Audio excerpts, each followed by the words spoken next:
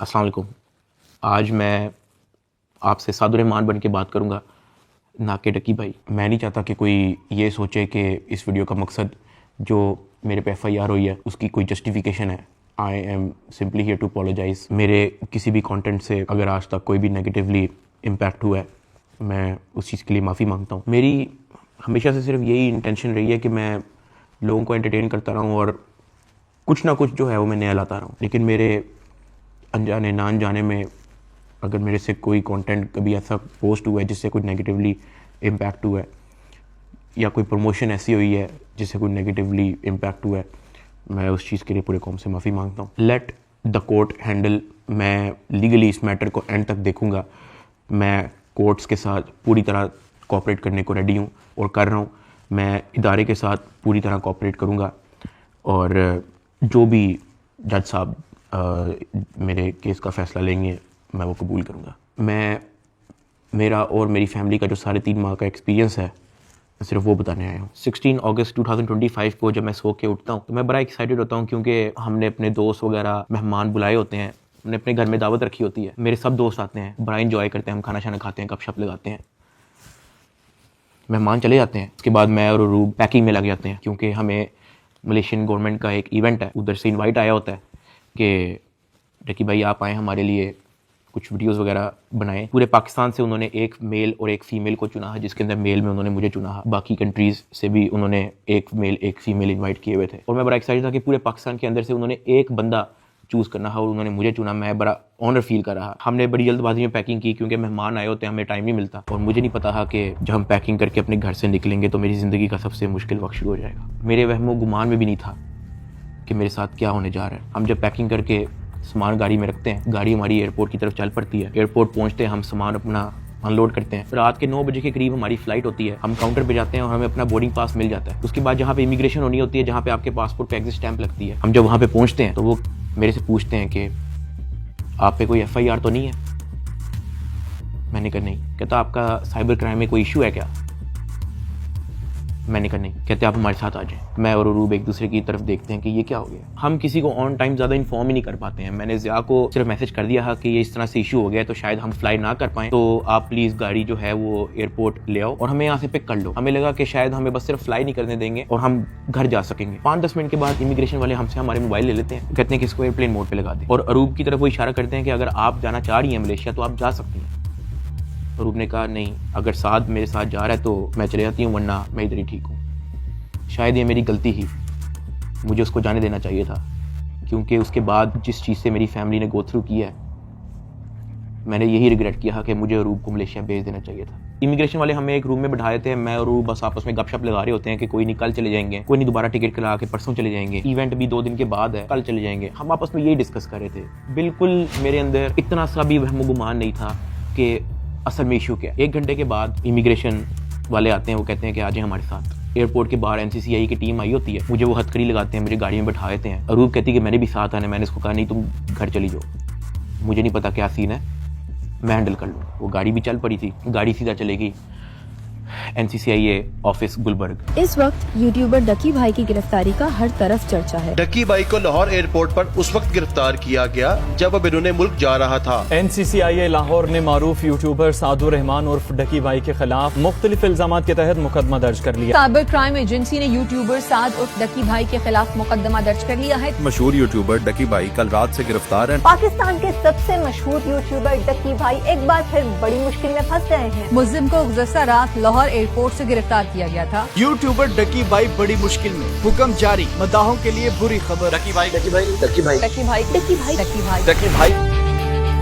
रात के तकरीबन 11 बजे हम NCCI ऑफिस पहुंच जाते हैं। हथकड़ी मुझे लगी हुई थी, मुझे ऊपर एक रूम में लेके गए। जब मैं NCCI के ऑफिस पहुंचता हूं तो वहां पे 6-7 ऑफिसर्स बैठे होते हैं। मेरी हथकड़ी वो खोल देते हैं, मुझे कुर्सी पे बिठा देते हैं और मेरी इंटेरोगेशन शुरू हो जाती है। वहां पे मेरे से क्वेश्चन करते हैं एप्लीकेशंस के प्रमोशन के बारे में। वहां पे मुझे पहली बार आइडिया होता है कि मेरा इस इशू पे मुझे एयरपोर्ट पे रोका गया। खैर मेरे से वो जो सवाल करते गए मैं उनको बताता गया। मेरे पास 3 मोबाइल थे, मैंने तीनों मोबाइल के पासवर्ड उनको दिए। उन्होंने मेरे से मेरे जीमेल अकाउंट के पासवर्ड पूछे, मैंने वो भी उनको ऑन द स्पॉट दिए। उन्होंने मेरे से मेरे लैपटॉप का पासवर्ड पूछा, मैंने उनको ऑन द स्पॉट दिया। ऐसा भी नहीं कि मैंने उनको कोई बहाना लगाया हो कि मैं पासवर्ड भूल गया हूँ, because I had nothing to hide. मैं इदारे के साथ कोऑपरेट करना चाहता हूँ। मैं ये नहीं चाहता कि इदारा ये सोचे कि मैं कुछ छुपा रहा हूँ। मेरा 23 दिन का रिमांड लिया गया। वो सारी इन्वेस्टिगेशन मैंने पहले 23 मिनट के अंदर दे दी थी। कई घंटे गुजर जाते हैं और तमाम ऑफिसर्स मेरी इंक्वायरी लेके चले जाते हैं, सिवाय एक के, जो मेरे इन्वेस्टिगेशन ऑफिसर्स थे, असिस्टेंट डायरेक्टर शुएब रियाज साहब। मेरे आईओ के अलावा जब तमाम ऑफिसर्स चले जाते हैं तो एक प्राइवेट बंदा बाहर से अंदर आता है। तो आईओ मुझे कहता है कि तुझे पता है कि तेरे पे एफआईआर होने वाली है।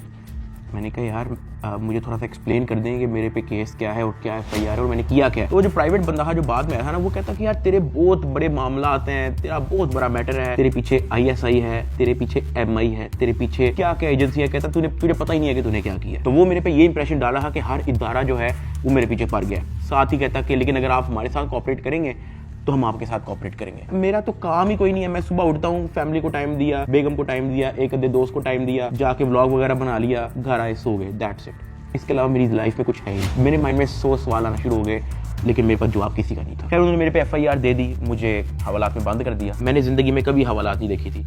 उस रात मैं नहीं सोया, मैं जागता रहा, रोशनी होगी। हवालात में सिर्फ एक ही लड़का था, मैंने उससे भी कोई ज्यादा बातचीत नहीं की। सुबह 10-11 बजे के करीब एक बंदा आया, उन्होंने मुझे हथकड़ी लगाई और मुझे कोर्ट ले गए कि आपको जज साहब के सामने पेश करना है। मेरी फैमिली में से किसी भी बंदे ने आज तक कोई कोर्ट, कोई कचहरी, कोई पुलिस स्टेशन, कोई हवालात, कोई थाने, उनमें से किसी चीज़ का उनको नहीं था पता। जज साहब ने 2 दिन का रिमांड दे दिया। मुझे तो रिमांड का मतलब ही नहीं था पता। मुझे हथकड़ी लगा के फिर से NCCI ऑफिस ले जाते हैं और मुझे हवालात में बंद कर देते हैं। उससे नेक्स्ट डे की बात है, मेरी इन्वेस्टिगेशन चल रही होती है। Additional director NCCI Sarfaraz Chaudhry साहब वो अचानक कमरे में आते हैं, मेरी तरफ देखते हैं, कहते हैं कि ए मुंडाई।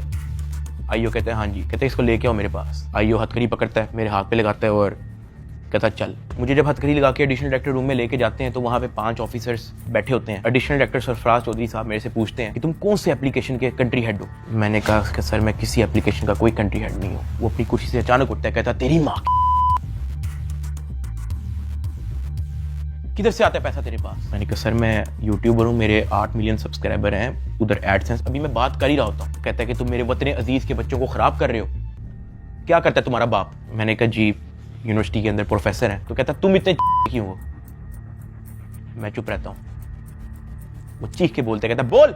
मैंने कहा जी सर मैं सिर्फ वीडियोस बनाता हूँ, मैं यूट्यूबर हूँ। माँ बहन की गालियाँ वो देता रहता है। उसने मेरे मुंह पे बहुत जोर का थप्पड़ लगाया। मैं बिल्कुल चुप होकर ऐसे मुंह नीचे करके खड़ा हो गया। तो कहता मुंह ते कर, मुंह ते कर।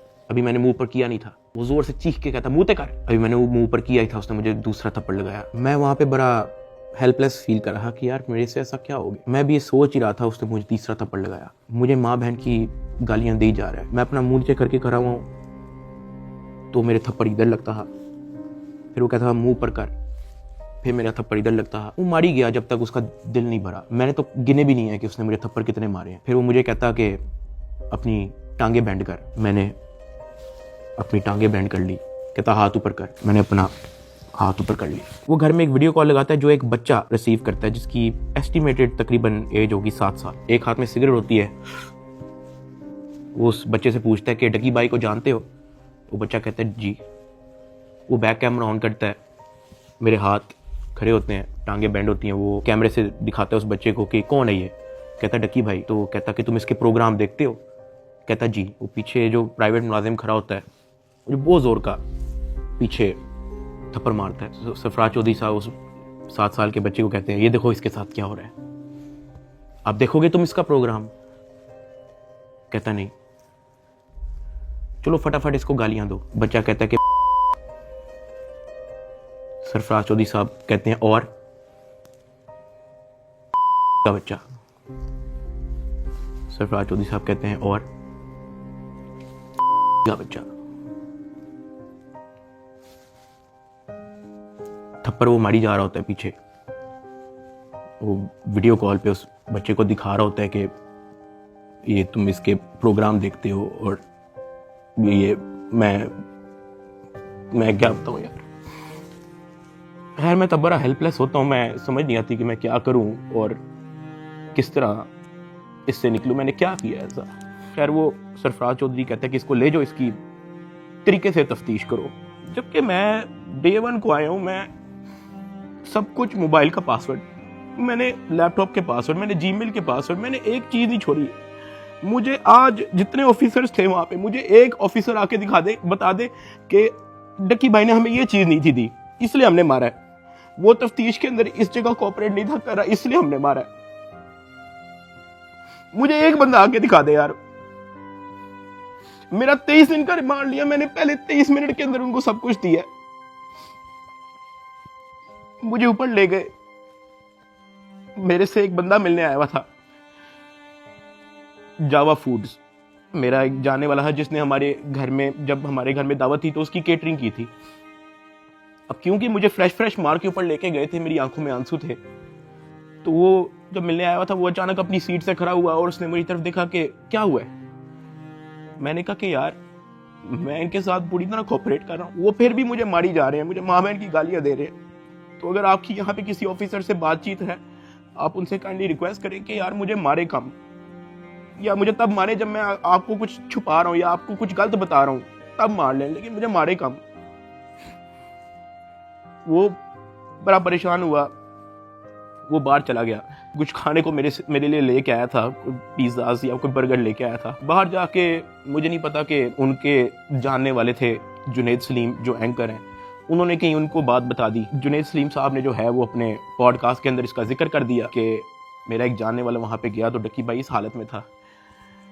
तो जुनैद सलीम साहब ने जो है वो इस चीज़ का पॉडकास्ट दे दिया। ज़ेरे हिरासत जब डक्की भाई थे तो कुछ लोग उनसे मिलने गए, तो उन्होंने कहा कि आप पिज़्ज़ा खाएंगे, तो डक्की भाई जवाब में उनके पाँव पड़ गया जो उनसे मिलने आए थे, और बिलक बिलक के रोने लगा और कहने लगा पिज़्ज़ा को छोड़े, उनसे कहे मुझे मारें कम। ये नहीं कहा कि मुझे ना मारें, मगर मुझे मारें कम, बहुत मार रहे हैं। जो फिर मेरे लिए अंदर प्रॉब्लम हुई, मुझे फिर इस बात पे डांट पड़ी कि मैं आगे बात आउट कर रहा हूँ। खैर मैंने फिर डिसाइड किया कि मैंने अब बोलना ही नहीं, मुझे जितना मर्जी मारे, मैंने किसी को नहीं बताना। मुझे हवालात में वापस बंद कर दिया इन्होंने। थप्पड़ किसने मारा था? थप्पड़ वो एहलकारों ने मारा था। थप्पड़ तो एडिशनल डायरेक्टर ने भी मारा था, मैं आपको बताता हूँ जी। डक्की भी आगे बताएगा कि मुझे चपेड़े किसने मारी थी, और वो बेचारा एक बात कहता था कि यार मुझे मारो ना, मैं कॉपरेट तो कर रहा हूँ, मुझे मारो ना। जब इसको पेश करने लगे थे डक्की को, तो भाई वो आपको बताया था कि मैं इसको थप्पड़ मार के लाया हूँ। हाँ, तो वो थप्पड़ मार के लाए, वो मारते थे इसको। अब मैं आपको बताना चलूँ कि इस पूरी इन्वेस्टिगेशन के दौरान ये जो असिस्टेंट डायरेक्टर शुएब रियाज जो मेरा इन्वेस्टिगेशन ऑफिसर था, उनका जो फ्रंटमैन था, उसको सिर्फ इस काम के लिए रखा हुआ था कि वो मेरे से पैसों की डिमांड करे। उसने तब मेरे से पूछा कि यार तू बेवकूफ है। मैंने कहा क्या हुआ है? कहता यार तेरे पीछे आने वाला कोई नहीं। मैंने कहा यार मेरी फैमिली कभी इन चक्करों में पड़ी नहीं है। तो कहता नहीं तू बेवकूफ है, तुझे समझ नहीं आ रही कि मैं क्या कह रहा हूँ, तुझे अपना मसला नहीं हल करना। मैंने कहा नहीं मुझे नहीं समझ आ रही आप क्या कह रहे हैं। कहता कि तेरा कोई दोस्त पीछे आने वाला, कोई तेरा भाई, कोई तेरा आउट ऑफ कंट्री कोई दोस्त रहता हो, कोई तेरे पीछे आने वाला नहीं। मैंने कहा कि मेरी तो बातचीत ही नहीं है किसी से, तो मैं किसको क्या कहूँ। तो कहता कि ये जो तेरा आईओ है ना, सारी गेम इसके हाथ में, इसने जो लिखना है तेरे साथ वही होना है, तो तू अगर इसके साथ ताउन करेगा तो तेरा मसला हल हो जाएगा। मैंने कहा मैं समझा नहीं आपकी बात। कहता कि भाई लगता है तुझे सारा पैसा कब्र में लेके जाना है, पैसे आप फिर कमा लोगे, आप अपना मसला हल करो। मैंने कहा मैं इन चक्करों में कभी भी नहीं पड़ा, मुझे नहीं पता कि क्या पैसे कितने लगते हैं, क्या होता है, मुझे नहीं पता, आप मुझे बताओ आप क्या ना क्या चाह रहे हो। कहता कि तेरा जो मसला है ना वो 7-8 के अंदर हल हो जाएगा। पहले मुझे लगा कि कोई 7-8 लाख की बात कर रहा है कि कोई 7-8 लाख के अंदर मेरा मसला हल हो जाएगा। मैंने कहा 7-8 लाख? कहता नहीं तू लाखों में ही रही। मैंने कहा 7-8 करोड़? कहता तो और। मैंने कहा इतने तो मेरे पास है ही नहीं, मेरे रिसेंटली कुछ बहुत ज्यादा खर्चे हुए हैं, मैंने आगे भी बहुत सारी मेरी स्पेंडिंग है, मेरे 100 और काम है, मेरे पास नहीं है। कहता बस फिर तो इधर ही पड़ा रहा है। मुझे वहां से आइडिया हो गया कि इस बंदे का काम सिर्फ और सिर्फ मेरे से पैसे मांगना है। जब मैं NCCI की कस्टडी में था, आप लोगों ने शायद 3,26,000 USDT की बात एडिशनल डायरेक्टर के पॉडकास्ट में सुनी होगी। 3,20,25,000 USDT वो इसके डिजिटल वॉलेट में से हमने अनर्थ करके कोर्ट ऑफ लॉ में सबमिट कर दिए। हमने इसके डिजिटल वॉलेट में से वो अपने वॉलेट में जो सरकार का होता है उसमें अनर्थ करके प्रॉपर उसको फर्द मकबूजगी बनाकर कर दिया। ये बहुत बड़ी अचीवमेंट है। उन्होंने दर्जनों पॉडकास्ट दे के ये बताया कि 3,26,000 USDT जो है वो हमने इससे बरामद कर लिए हैं। अब मैं आपको उसकी असल स्टोरी बताता हूँ कि वो क्या है। हवाला से मुझे इन्वेस्टिगेशन के लिए लेके जाते हैं कोई शाम के 7 बजे के करीब। आइयो मुझे कहता है कि अपना बाइनेंस का अकाउंट खोल। मैं अकाउंट खोल देता हूँ। मेरे अकाउंट के अंदर कुछ ट्रेड चल रही होती है जो मेरी सारी लॉस पे गई होती है, क्योंकि उस दौरान बिटकॉइन नीचे गया हुआ था। वो सारी ट्रेड मेरी लॉस में क्लोज करता है, मेरी फ्यूचर्स की ट्रेड सारी लॉस में क्लोज करता है, मेरा पर्सनल नुकसान करता है। सारे टोकन जो मेरे पास डॉज, बिटकॉइन, इथेरियम, मेरे पास दर्जनों टोकन और पड़े हुए थे, वो सारे क्लोज करके उसको USDT में खुद कन्वर्ट करता है और वो कहता है कि ये USDT ट्रांसफर कर। मैंने कहा सर इसकी क्या वजह है, आपने मेरा पर्सनल लॉस भी कर दिया है। कहता है कि तुझे अपना मसला हल करना है या नहीं करना। मैंने कहा कि सर लेकिन ये 3,26,000 USDT आपने ट्रांसफर क्यों करना है? जो भी आपकी इन्वेस्टिगेशन है आपके सामने, अकाउंट मैंने आपको दे दिया, उसका जीमेल मैंने आपको दे दिया, पासवर्ड मैंने आपको दे दिया, आपने ट्रांसफर इसको क्यों करना है? कहता है तुझे जितना कह रहे हैं उतना कर। मेरी 15 मिनट उनके साथ बहस चलती रही कि सर ये पैसे ज्यादा हैं, मुझे आप थोड़ी सी इसकी एक्सप्लेनेशन दे दें ताकि मैं मेंटली रिलैक्स रहूं, मुझे थोड़ा सा बता दें कि ये ट्रांसफर आपके पास क्यों करना है। वो मुझे आगे से यही कहता था कि यार लगता है तुझे अपना मसला हल करने का शौक नहीं है। बीच में उसने मुझे बहाने लगाने शुरू कर दिए, यार क्योंकि तू हमारी कस्टडी में है कि तेरा अकाउंट कहीं हैक ना हो जाए, जब तू यहाँ से फारिग होगा तू मुझे बता दी, मैं तुझे सेंड कर दूंगा। आईओ ने मुझे इस तरह की कहानी सुनाई शुरू कर दी। उसने मुझे एक अपना वॉलेट एड्रेस दिया, उसने कहा कि ये सारे पैसे इस पे ट्रांसफर कर। इसने मेरे से जबरदस्ती मेरा फेस आईडी, मेरा ऑथेंटिकेटर सारा लगा के इसने मेरे से जबरदस्ती 3,26,000 USDT, जिसकी PKR के अंदर वैल्यू बनती है 9 करोड़ पाकिस्तानी रुपया। अब जिस अकाउंट में उसने ट्रांसफर किया, क्या वो FIA का अकाउंट था? नहीं। क्या वो NCCIA का अकाउंट था? नहीं। क्या वो पंजाब हुकूमत, सिंध हुकूमत या किसी KP की हुकूमत या किसी भी गवर्नमेंट के इदारे की हुकूमत का अकाउंट था? नहीं। क्या वो NAB का अकाउंट था? नहीं। क्या वो स्टेट बैंक का अकाउंट था? नहीं। क्या वो कोई ऐसा अकाउंट था जो कोर्ट की तरफ से जिसकी अप्रूवल मिली हो? नहीं। वो मेरे IO असिस्टेंट डायरेक्टर शुएब रियाज साहब का अपना पर्सनल अकाउंट था, जिसके अंदर इन्होंने मेरे 9 करोड़ रुपया एस्टिमेटेड ट्रांसफर किए। ट्रांसफर करने के बाद उन्होंने वापस मुझे हवालात में बंद कर दिया। कोई रिसीविंग नहीं दी, मुझे उसकी कोई रीजनिंग नहीं दी, कोई सबूत ही नहीं है इस चीज का कि इन्होंने अपने पास ट्रांसफर किया। 8 बज जाता है, 9 बज जाता है, 10 बज जाता है, 11 बज जाता है, मेरे से सोया नहीं जाता। एक ऑफिसर एक मुलजिम को छोड़ने आते हैं हवालात, मैं फटाफट उठ के उससे पूछता हूँ, मैंने कहा सर आपके इस NCCIA इदारे के अंदर जब कोई क्रिप्टो का कोई रोला चलता है, कोई USDT का कोई रोला चलता है, तो उस पे क्या होता है? क्या उसको ट्रांसफर कर लिया जाता है? कहता मैंने कभी ऐसा सुना तो नहीं है। कहता क्यों, क्या हुआ है? मैंने उसको बताया, मैंने कहा IO ने मेरे 9 करोड़ रुपया USDT ट्रांसफर कर लिया अपने पास। कहता अच्छा, तो उसने आपको कोई रिसीविंग दी है? मैंने कहा नहीं। कहता ऐसा होता तो नहीं है वैसे, लेकिन अगर आप कहते हो तो मैं किसी से पूछ लूं? मैंने कहा जी पूछ ले, मैं बड़ा टेंशन में हुआ। उस पूरी रात मैं नहीं सोया। अगले दिन सुबह के कोई 10-11 बजे के करीब एक बंदा आता है, मुझे लेके जाता है ऊपर ऑफिस में, मुझे इतनी जोर का वो थप्पड़ लगाता है, मेरे ख्याल से मेरे पूरे 3 महीने के अंदर सबसे ज्यादा जोर का थप्पड़ वो वाला थप्पड़ था जिसकी मैं अभी बात कर रहा हूँ। क्योंकि वो मुझे बता के नहीं लगाया जाता, वो मेरे पीछे से लगाया जाता है, मेरे सर पे इतना बड़ा उस बंदे का हाथ होता है, मुझे इतनी जोर का थप्पड़ लगाते हैं, मेरे यहाँ से मेरे ज़हन का मवाद, अंतरियां सारी मेरी आंखों से बाहर निकलने को करी। मैं इवन एक पॉइंट पे मेरा विजन ब्लरी हो गया, मेरा विजन काला हो गया, मैं बेहोश होने वाला, इतनी जोर का वो थप्पड़ था। उसने कहा कि हर चीज बतानी जरूरी होती है। मैंने कहा कि सर मेरे 9 करोड़ रुपया आप ट्रांसफर कर लो, मुझे उसकी कोई रीजनिंग ना दो, मुझे उसकी कोई रिसीविंग ना दो, मैं अपना मुंह कैसे बंद रख लूं? इतनी सी बात में मुझे फिर से एक और थप्पड़ लगाया। मुझे IO के पास ले गया। IO कहता कि यार तुझे अपना मसला हल करने का शौक नहीं है। एडिशनल साहब बहुत नाराज है। मैंने कहा सर आपने 9 करोड़ रुपया मेरा ले लिया है, अभी मैं बात कर ही रहा था तो उसने इशारा किया कि इसको बंद कर दो। अब मुझे बंद कर दिया वापस हवालात में। कुछ टाइम के बाद जब मुझे फिर से इन्वेस्टिगेशन के लिए लेके गए तो ये जो मेरी 9 करोड़ रुपया जो इन्होंने ट्रांसफर किया था 3,26,000 USDT, ये बात पूरे डिपार्टमेंट के अंदर फैल चुकी थी। हर प्राइवेट मुलाजिम को पता था, हर ऑफिसर को पता था, हर IO को पता था, डिपार्टमेंट में हर एक बंदे को पता लग गया था कि ये इतनी बड़ी अमाउंट जो है वो शुएब रियाज IO के अकाउंट में ट्रांसफर हुई है। IO ने सोचा इसने बात आउट कर दी है, सबको पता लग गया है। इन्होंने फटाफट क्या किया, उसकी रिकवरी डाल के कोर्ट में पेश कर दिया कि ये देखो हमने ये पैसे बरामद किए हैं इससे, जबकि उन्होंने बरामद की इंटेंशन से वो ट्रांसफर अपने पास नहीं किए थे। इनकी ये इंटेंशन थी कि पैसा हम अपने पास ट्रांसफर कर लेते हैं, फिर इसमें से कोई इसको 20-30% वापस देके इससे डील करेंगे, ये इनकी शुरू की इंटेंशन थी। लेकिन मैंने डिपार्टमेंट में बात आउट कर दी, मैंने मार खा ली इसके बदले। मैंने कहा मुझे मारो जितना मारना है। डिपार्टमेंट में बात आउट कर दी, ये लोग घबरा गए, इन्होंने फटाफट कोर्ट में रिकवरी डाल दी, जिसकी वजह से मजबूरन एडिशनल डायरेक्टर सरफराज चौधरी साहब को दर्जनों पॉडकास्ट मजीद देने पड़े कि 3,26,000 हमने इस बंदे से बरामद कर लिया है, जबकि वो बरामदी की नीयत से ट्रांसफर नहीं किया गया। हाँ वो तो मैंने डिपार्टमेंट में बात आउट कर दी, तो फिर आपको स्टोरी बनानी पड़ी इसकी। 3,20,25,000 USDT कोर्ट ऑफ लॉ में सबमिट कर दिए। जब मुझे इन्वेस्टिगेशन के लिए फिर से लेके गए तो वहां पे एक और बंदा आया था अपने काम से, मैं आप लोगों को उसका नाम तो नहीं बता सकता, लेकिन हम लोग उसका नाम रख लेते हैं बिग ब्रदर। ये बिग ब्रदर जो है आपने वीडियो के एंड तक याद रखना है। वो अपने किसी काम से आया था, उसने मुझे देखा, उसने मेरे से पूछा कि यार डक्की तेरे पे केस क्या है? मैंने कहा एप्लीकेशन प्रमोशन का केस है। तो कहता कि तेरा मैटर कहाँ तक पहुंचा है? मैंने कहा कि मैं तो पूरी तरह ताउन कर रहा हूँ, मैं तो सब कुछ इनको दे चुका हूँ, मुझे नहीं पता कि इनको अब मेरे से और क्या चाहिए, लेकिन मैं तो पूरी तरह इनके साथ कोऑपरेट कर रहा हूँ। तो कहता अच्छा। उसने उसे सर हिलाया और कहता कि क्या ये लोग तेरे से कोई पैसे भी मांग रहे हैं? अब क्योंकि मैं उस बंदे को पहली बार मिला हूँ, मैं नहीं जानता कि वो कौन है, मैंने उसको कहा कि नहीं मेरे से कोई पैसे नहीं मांग रहा। उसने ऐसे सर हिलाया, कहता अच्छा चल ठीक है, अच्छा लगा तेरे से मिलके।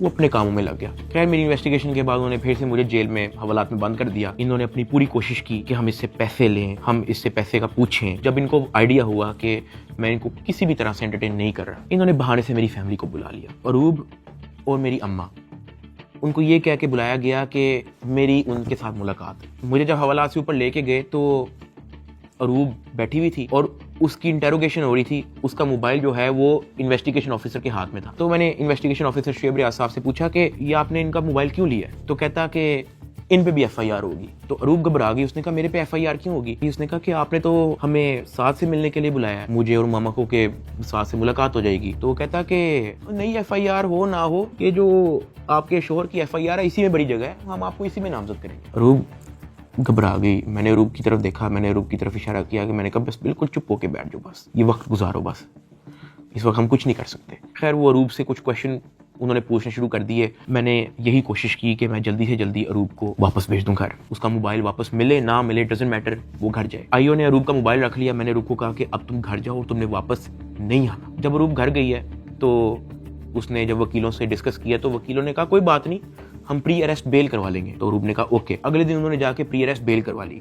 जब उन्होंने प्री अरेस्ट बेल करवाई तो प्री अरेस्ट बेल की खबर पहुंच गई इदारे में, NCCI ऑफिस में, आईओ के पास और सरफराज चौधरी एडिशनल डायरेक्टर के पास। इन्होंने फिर से मुझे कहा कि अपनी फैमिली को मीटिंग के लिए बुलाएं। मैंने घर वालों को कॉल की क्योंकि उसकी प्री अरेस्ट बेल हो चुकी थी। मैंने कहा चलो अब इसको खतरा नहीं है और इसका मोबाइल भी उनके पास है, तो I think it's not a big deal, मैं बुला लेता हूँ। ऑफिसर्स ने जो है मेरे घर कॉल करवाई। मैंने कहा कि अम्मा वो बड़े अफसरान, एडिशनल डायरेक्टर और इन्वेस्टिगेशन ऑफिसर्स बुला रहे हैं, तो बाकी घबराएं ना, कोई इस तरह कोई नेगेटिव मीटिंग या इस तरह का कुछ नहीं है, तो आ जाए। मेरी माँ और अरूब प्री अरेस्ट बेल करवाने के बाद एडिशनल डायरेक्टर रूम में आ गए। सरफराज चौधरी साहब कहते, जतोई साहिबा आप अपने आप को क्या समझती हैं, आपने प्री अरेस्ट बेल करवा ली है? तो अरूब ने कहा जी।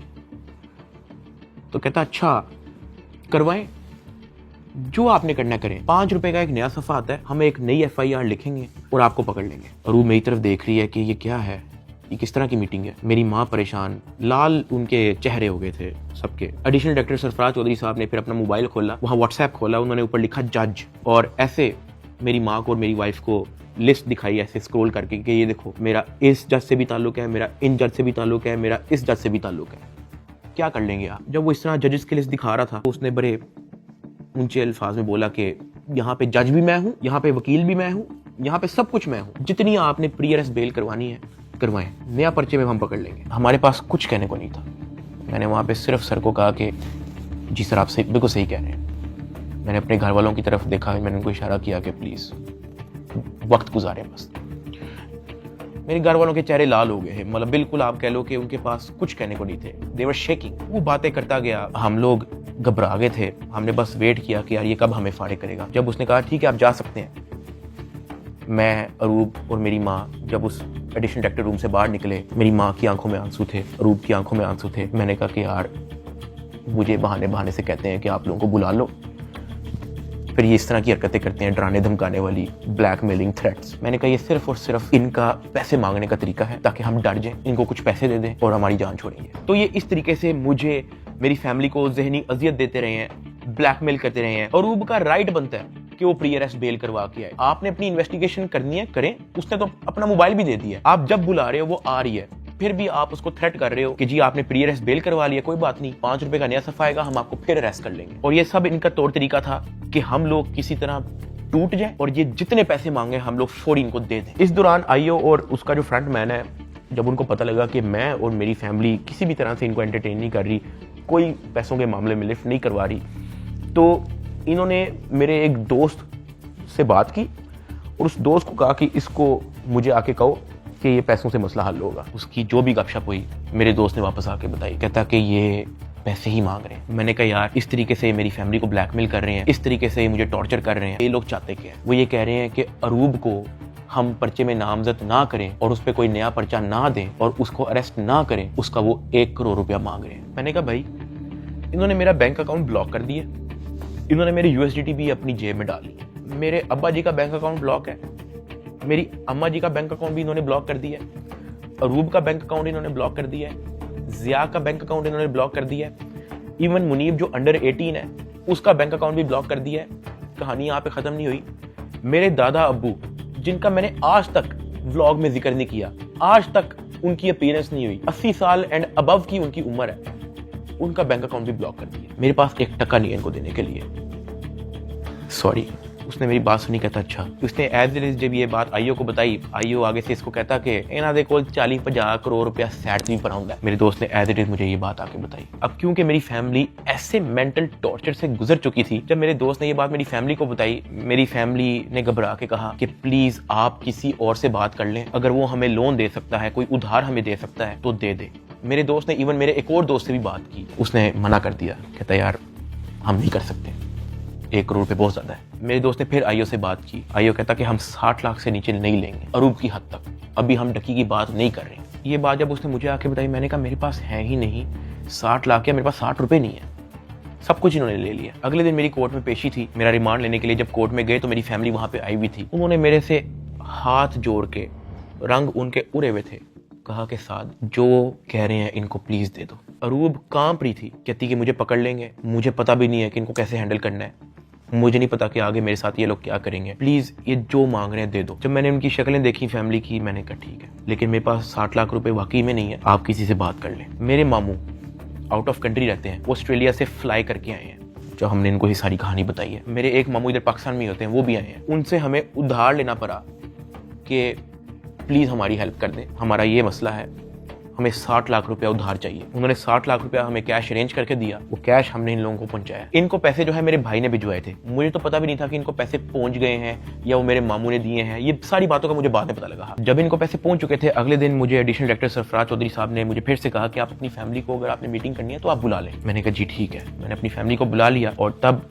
एडिशनल डायरेक्टर साहब का रवैया मेरी फैमिली के साथ टोटली चेंज हो चुका था। वहां से मुझे आइडिया हुआ कि it was never about the case, it was always about the money. वो मेरी फैमिली से बड़े अच्छे से बात कर रहे हैं, मुझे आइडिया हो गया कि इनको शायद पैसे पहुंच चुके हैं। वो इवन कमरे से चले भी गए थे, उन्होंने कहा कि अगर आपने अपनी कोई प्राइवेट बात करनी है तो आप कर लें। जब वो कमरे से गए हैं, तब मेरी माँ ने, अरूब ने, मेरे भाई ने सारी कहानी बताई कि किस तरह से मेरे मामू ने उधार 60 लाख रुपया दी है इस सारी कार्रवाई के लिए। मैंने अपनी माँ से माफ़ी मांगी, मैंने कहा यार आई एम सॉरी कि मेरी वजह से इतना कुछ करना पड़ रहा है सबको।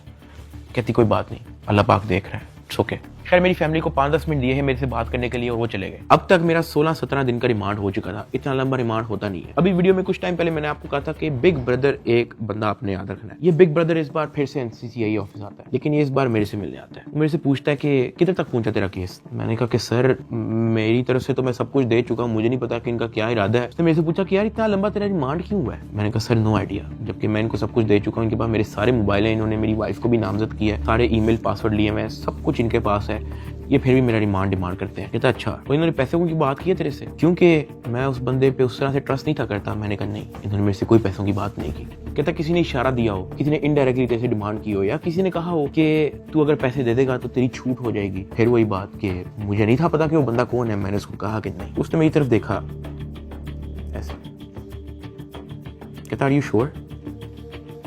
मैंने कहा जी। इवन उससे मुझे एक पॉइंट पे बड़े गुस्से से देखा, कहता कि देख ले अगर कुछ ऐसा है तो तू मुझे बता सकता है। फिर वही बात आ गई क्योंकि मैं उसको जानता नहीं था। मैंने कहा नहीं ऐसा कुछ भी नहीं है सर। कहता ठीक है, वो चला गया। मेरा 23 दिन टोटल रिमांड हो चुका था। जो मैं आप लोगों को ये भी बताता चलूं कि एनसीसीआई की हिस्ट्री में इतना लंबा रिमांड नहीं हुआ। इवन एक पॉइंट पे मैं इतना तंग आ गया था इनसे कि मैंने खुद ही जज साहब के सामने कहा कि सर मैं चाहता हूं कि ये लोग अपनी तसल्ली पूरी कर लें, इन्होंने जो मेरी इन्वेस्टिगेशन करनी है करें, अगर ये रिमांड मांग रहे हैं इनको रिमांड दे दें। मैं इतना तंग आ गया था, मैंने जज साहब के सामने खुद ही बोल दिया कि यार रिमांड ले लें मेरा। 23 दिन रिमांड के बाद भी इन्होंने 30 लाख रुपया मेरी फैमिली से मुझे जुडिशियल करने का लिया। मतलब एनसीसीआई ऑफिसर्स ने मुझे जेल भेजने के भी मेरी फैमिली से पैसे लिए। खैर मैंने अपने दोस्त को कहा कि यार ये आईओ से पूछो कि अब क्या इसने मेरे साथ करना है। कहता कि मैंने बात की है, वो ये नहीं कह रहा कि अब आपकी बेल करवानी है, वो ये कह रहा है कि हमने 4 पर्चे मजीद रेडी किए हुए, वो 4 पर्चे हम डकी भाई पे ना दें, उसका 1.5 करोड़ रुपया वो मांग रहे हैं, जिसमें से एक पर्चा इन्होंने कोई लड़की रिलेटेड रखा हुआ है। और जब मैंने ये सुना मैं बर्बाद, मैं टूट चुका था। मैंने अपने दोस्त को कहा तू इनको ब्लॉक कर दे बस, और तू जा, इनको को 4 पर्चे देने, 400 दें, मैंने अब 1 टका नहीं देना इनको। इस तरह तो इनको आदत लग जाएगी। फिर ये कहेंगे कि जी अब हम डकी भाई को फायर ना मारने का 5 करोड़ रुपया लेंगे, घर की बत्ती बंद करने के, घर में अगर आप चाहते हो कि बत्ती आए उसका 50 लाख रुपए निकालो, पानी बंद कर देंगे, फिर कहेंगे घर में पानी आए, उसका 40 लाख रुपए निकालो। ये तो इन हरकतों पे आ जाएंगे फिर। हाँ, अगर आप मेरी एक आधा फैमिली का अकाउंट छोड़ देते तो मैं आपको पैसे कहीं से तो दे, एटलीस्ट हमारी फैमिली जो है मकरूज तो ना होती। इतना मोटा मेरा चलान पेश किया, मुझे एक ऑफिसर उस चलान के अंदर एक सफे की एक लाइन का एक लफ्ज दिखा दे कि मेरे उसमें बाप का क्या रोल है, क्योंकि आप लोगों ने उनका अकाउंट बंद किया ना, उनका क्या रोल है मुझे उस सफे के अंदर दिखाएं। उस चलान के अंदर मेरी माँ का क्या रोल है वो मुझे दिखाएं। उस चलान के अंदर मेरे दादा अब्बू का क्या रोल है, मेरे किसी और फैमिली मेंबर का क्या रोल है मुझे दिखाएं। आपने उनको मकरूज कर दिया, कर्जे ले लेके अब उनको एनसीसीआईए के ऑफिसर के पेट भरने हैं, उनको डिप्रेशन में डाल दिया, ये कह के कि पता नहीं उनके पीछे ISI-MI लगी है। मेरे फादर एक हार्ट पेशेंट है, उनके हार्ट की सर्जरी होनी थी। मैंने अपनी माँ को, अरूब को, ज़िया को सख्ती से मना किया हुआ था कि आपने एक तो ये अब्बा जी का ख्याल रखना है, दूसरा इनको कोर्ट में नहीं आने देना, ये मेरे पास एक बार भी जेल में ना आए, क्योंकि मुझे पता है उनकी हार्ट की क्या कंडीशन है। वो बेहोश हो जाते हैं, परेशान हो जाते हैं। हम उनकी सर्जरी के हमारे पास पैसे नहीं थे, वो जो पैसे हमने उनकी जो सर्जरी के लिए देने थे वो उन्होंने ब्लॉक कर दिया। अब कर्जा लेके हम एनसीसीए के ऑफिसर्स का पेट भर रहे हैं। ये मेरी फैमिली को उस स्टेज पे लेके आए हैं जहां पे मैं स्पीचलेस हो गया कि यार मैं क्या करूं। मतलब अब्बा जी के इलाज के पैसे भी उन्होंने ब्लॉक कर दिए हैं। और ये बात मैंने उनको उधर दफ्तर में ऑफिस में कही थी, सरफराज चौधरी को मैंने खुद उसके मुंह पे कही थी। मैंने कहा मेरा अब्बा हार्ट पेशेंट है, उनकी सर्जरी के पैसे आपने मेरे फैमिली का अकाउंट ब्लॉक कर दिया है। ये इस स्टेज पे मेरी फैमिली को ले आए थे, मुझे 23 दिन बंद रख के चुपेरे मार के मुझे कोर्ट पे लेके जाते थे कि मैं किसी मीडिया के किसी माइक में बोल ना दूं। जिस्मानी रिमांड पे FIA के पास जाना है या उसके बाद जेल जाना है, तो क्या तो बोलने कोई मसला नहीं है। आज डक्की भाई, आप यूट्यूबर्स को क्या पैगाम देना चाहेंगे? कुछ बात नहीं करेंगे? ताहम आज जो है वो बात तो नहीं करने दे रहे, लेकिन डक्की भाई को जो है वो सुबह सवेरे जो है आज अदालत में पेश किया गया है। बिल्कुल जी बात तो नहीं कर सकते डक्की भाई। इससे पहले भी हमने जब इनसे गुफ्तगू करने की कोशिश की है तो NCCI एहलकारों की जानिब से जो वो मना कर दिया गया है कि वो किसी भी किस्म से जो है वो गुफ्तगू नहीं करेंगे। डक्की भाई कुछ कहना चाहेंगे आप? डक्की भाई आप कुछ कहना चाहेंगे? भाई कुछ तो बोलिए, इन्होंने तो मना नहीं किया आपको, आप लॉयर्स ने मना किया कि भाई सारी तो आपने तहकीकात के बारे में आपने ताउन किया, उसके बावजूद क्यों ही कहा जा रहा है आपको? मेरी गिरफ्तारी के 23वें दिन जब मुझे जज साहब के सामने पेश किया तो फाइनली मैं जुडिशल हो गया। जुडिशल का मतलब यह है कि अब मैं जेल चला जाऊंगा। जज साहब ने ऑर्डर लिख के दिया कि हमने बंदा जुडिशल कर दिया। अब जुडिशल करके कोर्ट से बंदा डायरेक्ट जेल नहीं जाता, कोर्ट से एक बार NCCI ऑफिस वापस आता है, वहां पे उसके कुछ पेपर्स रेडी होते हैं, उसके बाद उसको जेल भिजवाया जाता है। तो जब मैं कोर्ट से NCCI ऑफिस वापस आया, वही बिग ब्रदर उधर मौजूद था। उसने मेरी तरफ देख के कहा, डक्की तेरे से पैसे किसने लिए? मेरा दिल इधर मुंह में आ गया। मैंने कहा यार ये मेरे साथ क्या हो रहा है। अब क्योंकि उसने मेरे से डायरेक्ट पूछा कि तेरे से पैसे किसने लिए हैं, उसने मेरे से ये भी नहीं पूछा क्या तेरे से कोई पैसे ले रहा है, उसने मेरे से कहा कि तेरे से पैसे किसने लिए। मैंने कहा कि जी ये शुएब रियाज और उसकी टीम ने, इन्होंने जो है वो पैसे ऊपर हायर अफसरान को भी पहुंचाने हैं। कहता अच्छा कोई डिटेल है तेरे पास? मैंने कहा कि सर मैं तो इनके साथ हवालात में था जेल में, सेल में, तो मेरी सिर्फ फैमिली को पता है कि एग्जैक्टली क्या हुआ। फैमिली 5-10 मिनट के लिए मेरे से मिली थी, लेकिन उन्होंने मुझे बहुत छोटा छोटा मोटा मोटा बताया, ज़्यादा डिटेल का मुझे नहीं पता। तो फिर उसने पूछा कि कितने पैसे लिए हैं। मैंने कहा जी 60 लाख रुपए लिए। वो भी मेरी वाइफ को नामजद करने का कह रहे थे कि जो मेरी बीवी को अरेस्ट कर लेंगे, अगर आप चाहते हैं कि हम आपकी वाइफ को अरेस्ट ना करें तो ये 60 लाख रुपया पहुंचाएं। तो वो हमें 60 लाख रुपया उसका हमने दिया। उसने कहा ठीक है तू जेल जा, लेकिन उससे पहले कहीं से कॉल करवा और अपनी फैमिली को कह कि तेरा एक दोस्त मिलने आ रहा है, उससे मिलने। मैंने कहा ठीक है।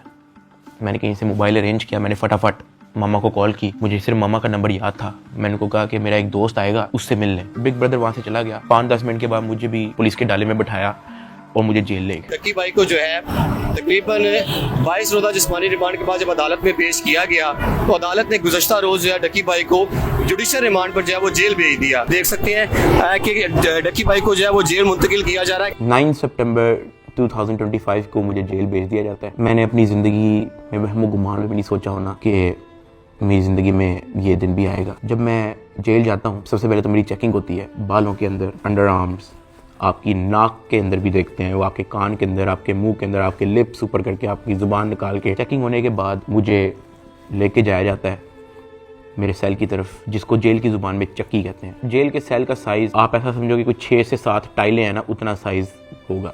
उसका, या फिर एक किंग साइज मैट्रेस अगर एक अंदर पड़ा हो तो वहाँ पे और मजीद जगह नहीं है। ये जेल के सेल का साइज होता है। कॉर्नर पे जो है वॉशरूम लगा होता है जो कवर्ड नहीं होता, उसके आगे एक छोटी सी दीवार लगी होती है, यानी कि अगर आप खड़े हुए हो तो बाहर से देखने वाला बंदा आपको नंगा देखेगा, लेकिन अगर आप वॉशरूम करने के लिए बैठे हो तो आपके चेस्ट से ऊपर जो है आप विजिबल होगे, नीचे आप कवर्ड होगे। इस हद तक बस दीवार होती है वहाँ पे। उसी के ऊपर जो है वो एक टूटी लगी होती है पानी की। मैं जब अपने सेल में आता हूँ तो शाम हो जाती है, मुझे सेल में लाते ही लॉक कर दिया जाता है, क्योंकि मेरा नया एक्सपीरियंस होता है। मुझे नहीं समझ आ रही होती है कि मैं कहाँ पे आ गया हूँ। मैं इधर उधर देखता हूँ, परेशान हो जाता हूँ कि ये क्या हो रहा है मेरी ज़िंदगी में। बहुत ऊंचा पंखा लगा होता है जहाँ से मुझे आइडिया होता है कि कोई चाह के भी खुदकुशी नहीं कर सकता। अंधेरा हो जाता है, मुझे कुछ समझ नहीं आ रही होती कि मैंने क्या करना है। खैर मैं दीवार के साथ लग के बैठ जाता हूँ बिल्कुल ऐसे ही, और सोचता रहता हूँ कि ये मेरी ज़िंदगी कहाँ से कहाँ आ गई है। मैं अपने सेल से बाहर देखता हूँ तो 1.5 लीटर की बोतल पड़ी होती है, उसके ऊपर कैप भी लगा होता है। मेरा हाथ तो वहाँ तक नहीं पहुँचता, लेकिन कोई 15-20 मिनट के अंदर एक इंचार्ज जो है वो वहाँ से गुजर रहा होता है। मैं उसको आवाज़ देता हूँ कि सर, वो मेरी बात सुनते हैं, हाँ जी। मैं उनको कहता हूँ कि सर वो सामने 1.5 लीटर की बोतल पड़ी है, वो काइंडली मुझे पकड़ा दें। मुझे बोतल पकड़ा देता है। वॉशरूम से मैं वो 1.5 लीटर की बोतल के अंदर पानी भरता हूँ, उसका कैप बंद करता हूँ। सितंबर का टाइम होता है, शदीद गर्मी होती है, इतनी गर्मी कि आप कूलर के बगैर नहीं रह सकते। मैं अपनी कमीज़ उतारता हूँ, बॉटल को अपनी शर्ट के अंदर डाल के ऐसे उसको मैं लपेटता हूँ, अपने सर के नीचे रख के मैं लेट जाता हूँ। 2 दिन मेरे ऐसे ही गुजरे। जेल के एक्सपीरियंस में मैं ज़्यादा डिटेल में बात नहीं करूँगा इस वीडियो में, मैं वो फिर कभी आप लोगों को एक्सपीरियंस बताऊँगा। 3 दिन मैं उस सेल में रहा, मुझे किसी ने नहीं बुलाया, किसी ने कोई आवाज़ नहीं दी। तीसरे दिन एक ऑफिसर आता है और उसके हाथ में एक चिट होती है। वो चिट की तरफ देखता है, वो कहता है सादुर रहमान की रही। मैं अपना हाथ कर रखता हूँ कि जी सर। मैं कहता आजा तेरी मुलाकात आई है। वो फीलिंग ही बड़ी अजीब सी थी कि आपको किसी ने पूछा है, आपसे बात की है किसी ने, और इससे पहले मुझे पता ही नहीं था कि मुलाकात क्या होती है। खैर उसने मुझे मेरे सेल से निकाला, मुझे एक जगह पे ले गया, और 3 दिन बाद मैंने किसी अपने को देखा। मेरी माँ, अरूब और ज़िया वहाँ पे खड़े हुए थे, लेकिन मैं उनको मिल नहीं सकता था, उनको गले नहीं लग सकता था, मैं उनको सलाम नहीं कर सकता था, क्योंकि हमारे दरमियान में शीशा लगा हुआ था। उनकी तरफ एक लैंडलाइन पड़ा हुआ था, एक लैंडलाइन मेरी तरफ पड़ा हुआ था, और उस लैंडलाइन में ही आप बात कर सकते हो। मैंने ज़िंदगी में इतना बेबस फील नहीं किया। एक लैंडलाइन उनकी तरफ पड़ा होता है,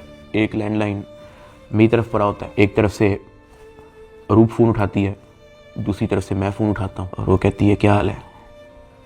मैंने कहा मैं ठीक हूँ। उसके आगे वो कुछ नहीं बोलती। 2 मिनट मैं भी चुप रहता हूँ, 2 मिनट वो भी चुप रहती है। अचानक कहती है कि साद ये क्या हो गया ये सब। मैंने कहा रूप मुझे नहीं पता, मुझे नहीं पता, मेरे पास किसी चीज़ का जवाब नहीं है। ऐसे ही हमारी बात हो रही थी, अचानक ज़िया अरूब को कहता कि मैंने बात करनी है साद से। मैंने कहा हाँ करवाओ। ज़िया अरूब से फ़ोन ले लेता है। वो कहता है कि यार साद आपका एक दोस्त आया था। मैंने कहा हाँ। कहता है यार वो तो सारी डिटेल हमसे मांग रहा था और उसको सब कुछ पता है, तो आप उस पर ट्रस्ट करते हो। मैंने कहा ज़िया देखो मैं उसको नहीं जानता हूँ पर्सनली, लेकिन फॉर सम रीज़न उसको पता था। मैंने उसको नहीं बताया, उसने मेरे से खुद कहा कि तेरे से पैसे किसने लिए, और उसने मुझे कहा था कि मुझे डिटेल चाहिए। तो ज़िया कहता कि हाँ वो हमारे पास आया था, एक कागज़ पे सारा मेरा वो लिख के गया है कि कहाँ कहाँ पे कैसे कैसे पैसे पहुँचाए, किसने दिए, किस बैंक से निकलवाए, वो सारा नोट डाउन करके गया है। मैंने कहा कि देखो ज़िया इस वक्त ना हमें नहीं पता कि हमने किस पे ट्रस्ट करना है, किस पे नहीं करना। हमने जिसको भी अप्रोच किया है सब ने मदद करने से इनकार कर दिया। जिन्होंने कोशिश की है वो भी कोई मसला कोई बेहतरी की तरफ नहीं आया। मेरे पास कोई ऑप्शन नहीं है, सुन लेते हैं हम एक बार इस बंदे की बात। ज़िया ने कहा ठीक है। जब ज़िया ने मुझे ये बात बोली तो मुझे आइडिया हो गया कि वही जिनका नाम हमने अभी बिग ब्रदर रखा था वो मेरी फैमिली से मुलाकात कर चुका है। खैर ज़िया से बात होने के बाद ज़िया ने फ़ोन मामा को दे दिया। मामा भी रो पड़ी, गपशप हो रही ही। साथ उन्होंने कहा था कि जो आपका दोस्त आया है कहता कि आप मेरी भी माँ है, आपको कुछ नहीं होगा, आपने अब 1 भी रुपया किसी को नहीं देना, बस जो आप लोगों ने दे दिया है उसकी मुझे डिटेल दे बस। खैर वही 15-20 मिनट होते ही हैं वो फ़ोन बंद हो जाता है। ना मुझे मामा की आवाज़ आ रही होती है, ना मेरी आवाज़ उन तक जा रही होती है। तो मुझे रियलाइज़ होता है कि मेरा वक्त ख़त्म हो गया है। वहाँ का एक इंचार्ज मुझे मेरे सेल में वापस छोड़ देता है। मैं वापस उसी जगह पे आया था। वक्त के साथ साथ जेल में अपने आप को एडजस्ट किया, मेंटली एक्सेप्ट किया कि भाई तू अभी इधर ही है। 10 दिन गुजर गए। 10 दिन के बाद एक इंचार्ज फिर से आया चिट लेके, कहता सादुर रहमान की रही। मैंने कहा जी सर मैं। कहता आजा तेरी मुलाकात है। मुझे लगा मेरी फैमिली आई है, लेकिन जब मैं उधर पहुंचा तो वही बिग ब्रदर मेरे से मिलने आया था। खैर उसने कॉल उठाई, कहता कैसा है डकी। मैंने कहा सर मैं बिल्कुल ठीक। कहता तू अपनी फैमिली के सामने रोया क्यों था। मैं उनसे मिलने गया तो वो तेरी माँ कह रही थी कि वो रो रहा था उधर। मैंने कहा सर मैं बस थोड़ा इमोशनल हो गया उनको देख के। कहता नहीं हो, पता है जेल हो गई है तुझे तो क्या हो गया है, अंदर बैठ के घर वालों को तो नहीं ना परेशान करना, उनके सामने मुस्कुरा के जाया कर, हंसता खेलता उनके साथ शुगर लगाया कर। क्या मैं बिल्कुल ठीक हूँ, अंदर बड़ा मजा आ रहा है। मैंने कहा सर वो हो जाता है, मैं तो कोशिश करता हूँ कि मैं उनको कोई टेंशन ना दूं, लेकिन चेहरे पे बंदे के लिखा आया था। कहता खैर मैं गया उस दिन तेरे घर, माँ जी बहुत परेशान थी, मैंने उनको तसल्ली दी है, तुझे मैं सिर्फ ये बताने आया हूँ कि तू तगड़ा रहे। फिर उसने मुझे कहा कि अगर आने वाले कुछ टाइम के अंदर अगर तुझे कोई न्यूज़ तेरे रिलेटेड सुनने को मिलती है तो पैनिक नहीं होना और अंदर किसी से कोई बात शेयर नहीं करनी। कोई पूछे कहना मुझे इल्म नहीं किसी चीज़, और अपनी फैमिली को भी कह दे कि किसी चीज़ को लेके पैनिक नहीं होना। अगर कोई प्रेशराइज करने की कोशिश करे, कोई कॉल करे, कोई अप्रोच करे, जस्ट इन्फॉर्म अस। साथ मैंने उनको ये भी बताया कि जब मैं NCCI की कस्टडी में था तो वो मुझे कहते थे कि आपके पीछे MI लगी हुई है। तब उसने मुझे कहा कि जिन लोगों का नाम लेके आपसे पैसे ले रहे हैं ना, मैं उस इदारे से हूँ। फिर उसने मुझे बताया कि ये बात जब मुझे पता लगी तो हमने अपने हायर अथॉरिटीज़ को भी इन्फॉर्म किया, तो let me and my team handle it. तूने अंदर किसी से कोई बात नहीं करनी, अपनी फैमिली से ज़्यादा कोई बात नहीं करनी, सिर्फ उनका हालचाल पूछ और रोना धोना बंद कर, उनके सामने शुगर लगा, हंस मुस्कुरा, कह के बड़ा मज़ा आ रहा है अंदर, जो बुरा वक्त था वो चला गया, अब बस तू वक्त काट। फिर मैंने उसको बोला कि सर वो जो एडिशनल डायरेक्टर सरफराज चौधरी साहब हैं वो मुझे रिमांड के दौरान कहते थे कि मैं तेरी हाई कोर्ट तक बेल रोकूंगा। तो उधर बिग ब्रदर कहता कि छोड़ दे, कुछ नहीं होगा। उसके बाद वो हुआ जो किसी ने वहमो गुमान में भी नहीं सोचा था। ये मुकदमा दर्ज करवाने वाला कोई और नहीं बल्कि डिप्टी डायरेक्टर सरफराज चौधरी है, जिसने डकी को गिरफ्तार किया और उसको दुनिया का सबसे बड़ा मुजरम बनाकर पेश किया। इस डायरेक्टर को आज सस्पेंड कर दिया गया है। Additional director national cyber crime investigation agency Lahore हैं सरफराज चौधरी साहब, उन्हें जनाब सस्पेंड कर दिया गया है। भरपूर तैयारी है NCCI की डकी की बेल कैंसिल करवाने। डकी भाई के खिलाफ कार्रवाई करने वाले NCCI के अहलकार ऑफिसर सरफराज चौधरी साहब को मुअत्तल कर दिया गया। उसके बाद वो चीजें हुई हैं, वो चीजें हुई हैं जो मैंने अपने वहमो गुमान में भी नहीं सोचा था। मैं जब 23 दिन रिमांड में था, मैं इतना मायूस हो गया था, मैं अल्लाह पाक से भीख मांगता था कि या अल्लाह मुझे रास्ता दिखा, या अल्लाह मुझे इस झंझट से निकाल दे, या अल्लाह सब कुछ तेरे सामने है, मैं किसी जोगा नहीं, मेरी फैमिली किसी जोगे नहीं, हम फंस चुके हैं, हम गीदरों में फंसे हुए हैं, या अल्लाह मुझे यहाँ से निकाल दे। मैं हाथ जोड़ के भीख मांगता था। मैं हवालात में एक गंदे से कमरे में बैठ के मैं भीख मांगता था कि या अल्लाह तू सब देख रहा है, तेरे सामने हो रहा है सब कुछ, मेरे लिए कोई तो दरवाजा खोल, मुझे कोई रास्ता दिखा, मैं कहाँ जाऊँ।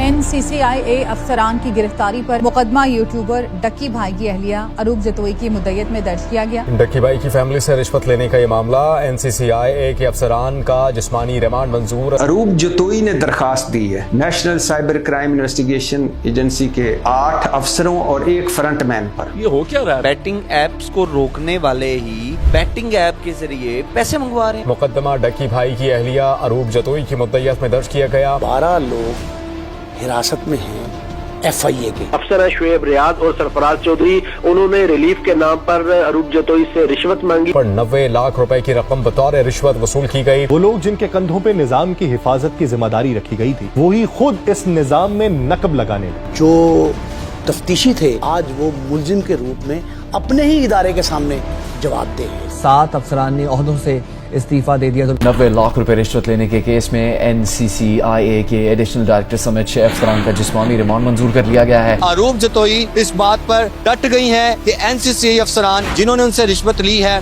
इनको नहीं छोड़ेंगी। जिन ऑफिसर्स ने मेरी फैमिली को मेंटल ट्रॉमा से गुजारा, जिन ऑफिसर ने मेरी फैमिली को मेंटली टॉर्चर किया, जिन ऑफिसर ने मुझे बेवजह मारा, मैं उनसे भीख मांगता गया कि यार मुझे ना मारे, मुझे फिर भी मारते गए। जिन ऑफिसर्स ने बच्चे को वीडियो कॉल करके मुझे उससे माँ बहन की गालियां दिलवाई, अगले दिन उन सब की खबर आ गई कि वो सब गिरफ्तार हो गए। और ये जो 100 दिन की कैद थी, जब मुझे किसी किस्म की कोई उम्मीद नहीं थी नजर आती, मैं कभी कभी अल्लाह पाक से कहता था कि अल्लाह तू मेरी क्यों नहीं सुन रहा।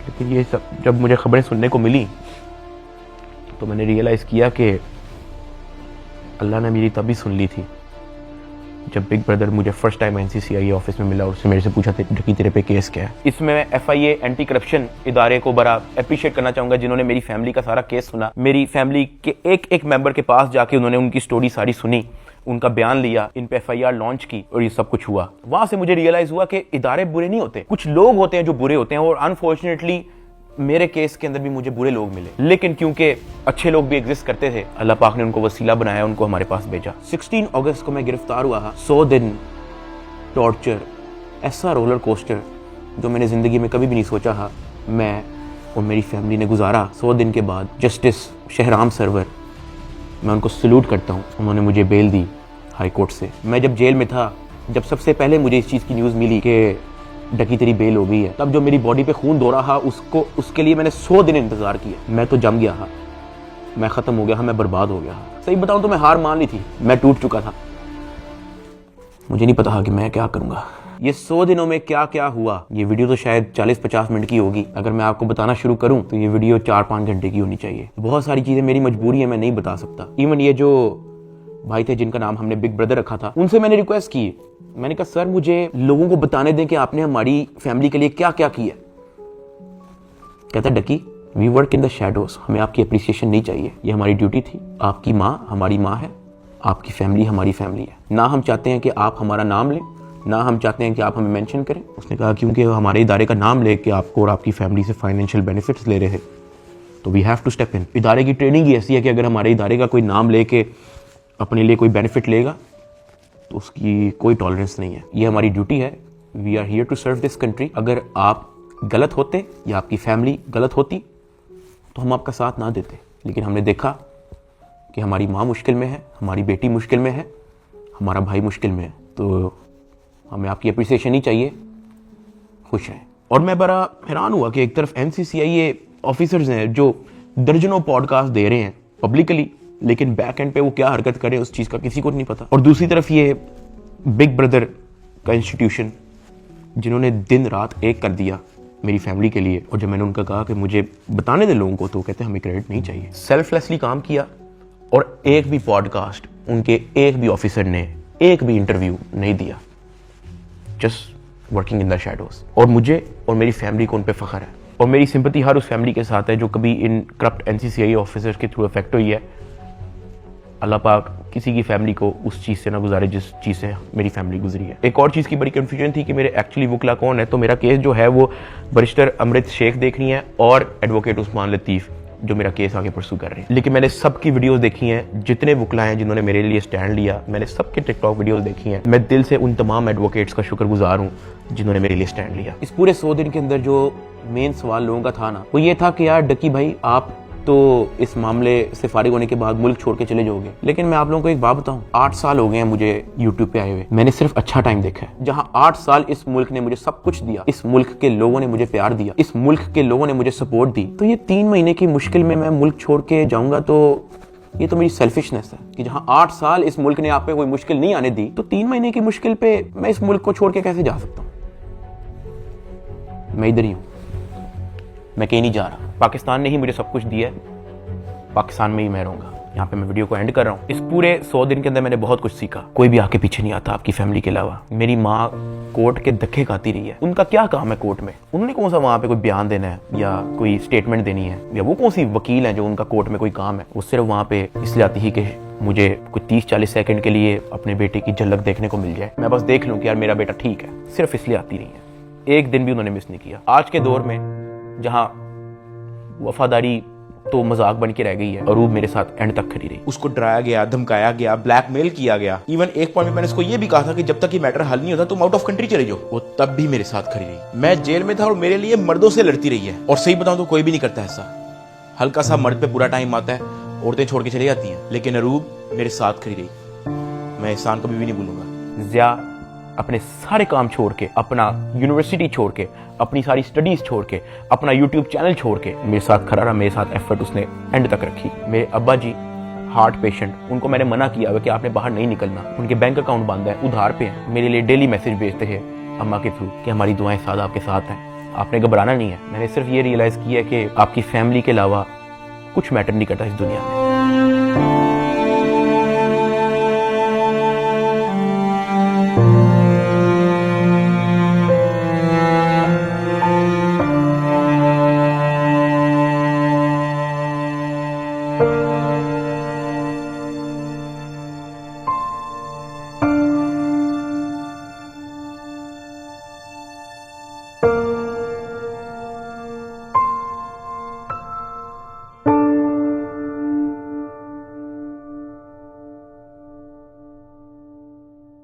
और मुझे पता है कि मैं इस वक्त स्टेज पे नहीं हूँ कि मैं किसी का नाम ले सकूँ, लेकिन I want to thank field marshal Asim Munir साहब and director general of military intelligence, जिन्होंने इतनी प्रोफेशनलिज्म दिखाई और मेरी फैमिली को इस करप्ट माफिया से निकलने में मदद की। और ये जो बिग ब्रदर जिनका मैंने जिक्र किया है, मैं तो जेल में था, मेरी फैमिली को कुछ भी नहीं पता था।